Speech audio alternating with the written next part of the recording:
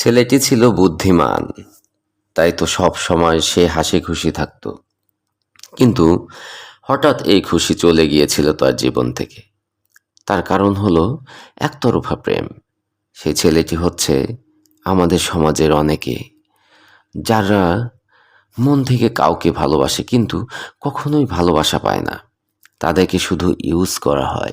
একসময় দেখা যায় মেয়েটির সব কাজ হয়ে যায় ঠিকঠাক, কিন্তু ছেলেটির অনেক কিছু হারিয়ে ফেলে জীবন থেকে। তাদের জীবন হয়ে ওঠে ছন্নছাড়া, অগোছালো, এলোমেলো। তাই বলছি, ছন্নছাড়া হবার দরকার নেই। বরং আপনি সব কিছু ছুঁড়ে ফেলে দিয়ে নতুন করে জীবন শুরু করুন। আপনি এগিয়ে যান সামনের দিকে, দেখবেন ছন্নছাড়া নয়, বরং সাফল্য আপনাকে ডাকছে হাতছানি দিয়ে। তাই বলি, ছন্নছাড়া জীবন নয়, বরং ছন্দময় জীবন হোক সবার। ধন্যবাদ।